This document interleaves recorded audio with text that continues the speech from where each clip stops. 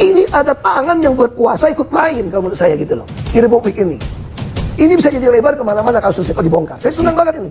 Saya boleh keluar dari sini, tapi catatan yang saya punya, kalau rezim betul-betul mau membereskan negeri ini dari korupsi di migas dan Pertamina, saya berani jamin, saya dengan datanya akan penjarakan kalian semua.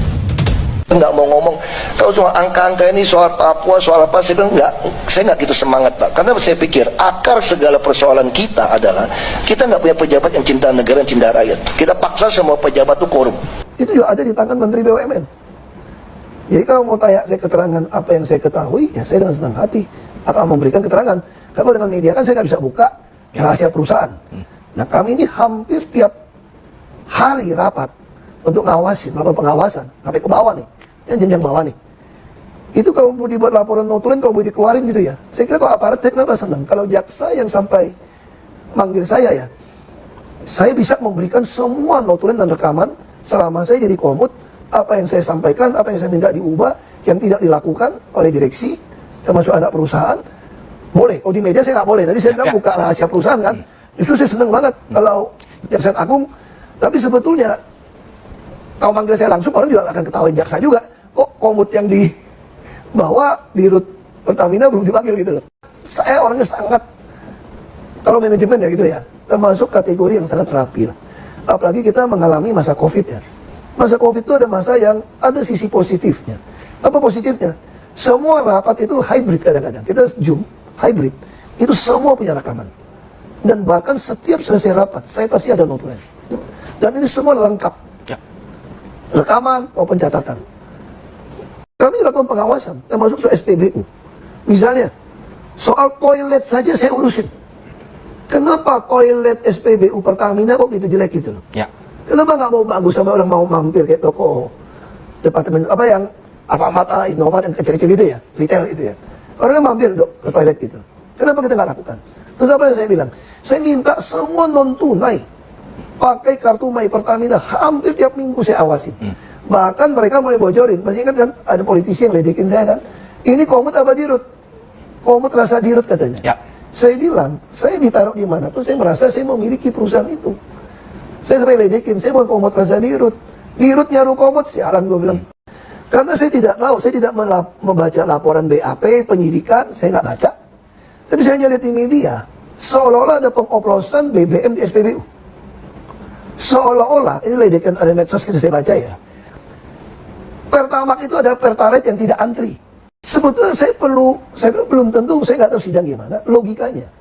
Mobil kita semua yang mewah-mewah itu isi Pertamax. Pertamax Plus. Kalau itu dioplos, mobil saya mogok. Pasti mogok. Mobil-mobil mewah pasti mogok, karena dirancang dengan yang bagus. Nah apa yang saya dapat laporan dari 135, saya awasin laporan 135. Tapi secara teknis saya perlu jelaskan. Mungkin masih banyak orang usia saya masih ingat zaman Pak Faisal Abdul atau apa itu di rut Pertamina dulu. Nggak zaman dulu. Itu ada premium. Ketika mobil mewah mulai masuk, itu dia campur jadi super atau apa gitu loh. Bensin super atau apa, saya lupa. Itu gimana caranya? Premium yang ada dikasih aditif. Kasih aditif supaya oktannya naik gitu loh. Itu dicampur di depo di kilang. Dan itu sampai hari ini sebagian lakukan termasuk premium. Ya, itu di dunia ini nggak ada lagi yang saya tahu. Kenapa? Takut ya lo orang, gue bilang ya. Takut lo orang semua. Takut kalau ngomong tak. Saya bilang berkali-kali kok. Tahu betul membersihkan Pertamina. Saya itu dirut, bukan komut. Lalu ada oknum DPR, ada panggil komut, datang. Dan berita dong, saya tantang balik. DPR panggil saya datang, saya masih datang. Asal sidang terbuka. Sampai hari ini nggak ada yang berani panggil gue DPR. Kenapa? Takut ya lo orang, gue bilang ya. Takut lo orang semua. Takut kalau ngomong tak. Nggak ada berani panggil gue. Pertamina bisa buka kalau ada niat mau menutupin kebocoran. Berarti pemainnya dari dalam Pertamina itu sendiri, dugaan Anda? Oh, bukan dari dalam sendiri. Saya kira libatkan banyak penguasa. Kalau nggak ada penguasa, nggak libatkan oknum aparat, mana bisa jalan gitu lama. Ini tudingan yang cukup serius loh Pak Ahok. Serius? Nggak mungkin Anda nggak tahu. Anda berani mempertanggungjawabkan omongan ini? Kan bisa dugaan toh? Ya. Anda juga gunakan dugaan, saya bisa gunakan dugaan dong. Kalau Anda mau tahu, cek saja aliran dana mereka.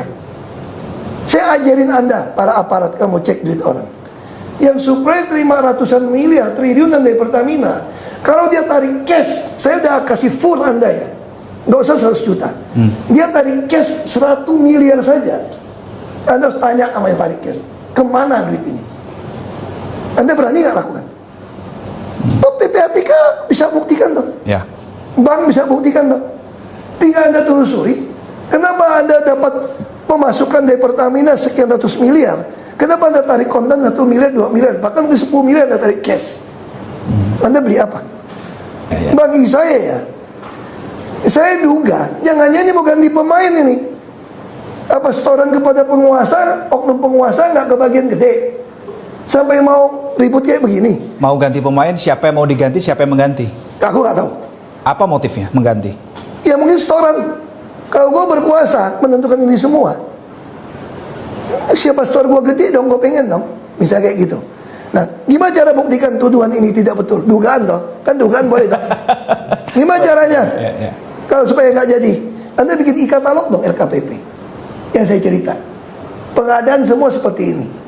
Selesai. Nggak mau ngomong, kalau cuma angka-angka ini soal Papua, soal apa, saya bilang nggak, saya nggak gitu semangat Pak. Karena saya pikir akar segala persoalan kita adalah kita nggak punya pejabat yang cinta negara, yang cinta rakyat. Kita paksa semua pejabat itu korup, paksa semua pejabat melanggar gratifikasi.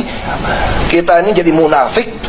Nah, kenapa kita nggak mau bikin sistem gaji baik, lalu kita terapkan undang-undang Nomor 7 tahun 2006 itu hasil ratifikasi konvensi PBB melawan korupsi. Ada prinsip illicit enrichment di sana. Ketika kekayaan pejabat bertambah tidak wajar, kita bisa sita buat negara, Pak. Nah, saya yakin PNS-PNS kita dan TNI-TNI yang jujur atau profesional yang jujur akan jadi orang paling berpotensi untuk menjadi kepala daerah.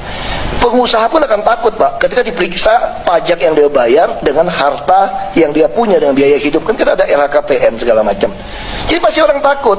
Tapi kita tidak mau seperti sekarang juga, Pak, memeriksa orang yang lama-lama, Pak. Jadi artinya ini adalah rekonsiliasi kita. Harus ada satu titik seperti IKTP. Jadi jangan terus-menerus ributin ini, ributin apa. Harus ada sesuatu. Yang sudah kenyang, sudahlah rezeki dia. Tapi kita mulai babak baru. Kalau negara ini, Pak, Bapak cuma kotak-katik mengatakan korupsi, setengah dari kepala daerah itu karena habis uang banyak. Saya bilang tidak. Bapak, saya berani taruhan apapun, Pak. Nanti dipilih DPRD pun lebih gila lagi mainnya, Pak. Sekarang masih ada sedikit cari muka. Nanti kalau DPRD kita betul-betul nggak peduli siapapun, dan ini akan terus naik. Soal wakil nggak ada, saya kira kita bisa diskusikan. Tapi kalau Bapak mengasumsikan bahwa persoalan korupsi sekarang karena dia habisin uang banyak, nggak betul, Pak. Yang bukan duit dia, Pak. Malah ada calon-calon kepala daerah yang cari untung, Pak. Itu pengusaha yang gila SDA, Pak. Saya kenapa bisa tahu? Begitu pasca reformasi sampai peristiwa Mei, kami kan anak Trisakti, Pak. Kita spot dana, Pak. Lalu tahun 99 pemilu pertama kita spot PD Perjuangan, Pak. Kita tahu persis.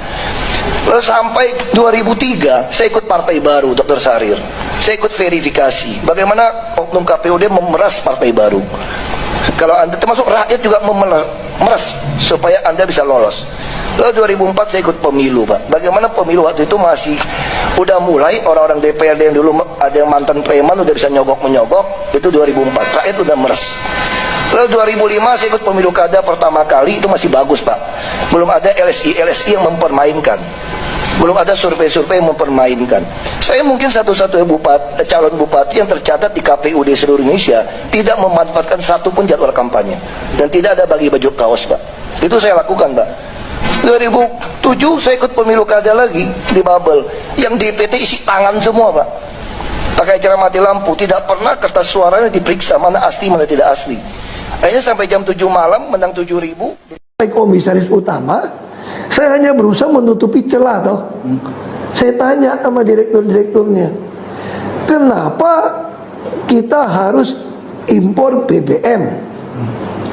Jawabannya sederhana, kilang kita nggak cukup. Benar tidak cukup? Memang nggak cukup toh. Oke. Kenapa kilang kita nggak cukup? Udah lama nggak bangun kilang. Kenapa impor minyak mentah juga? Karena 30 tahun tidak ketemu cadangan besar juga. Oke, kalau gitu berarti ini satu hari butuh berapa? Kita mungkin defisit 800.000 barrel. Oke, kalau gitu kenapa tendernya tiap 3 bulan? Soalnya kalau tender panjang nanti ada pemain yang iri dong, cuma dikuasai satu orang gitu loh. Ya kalau gitu gampang caranya, saya bilang taruh di e-katalog LKPP.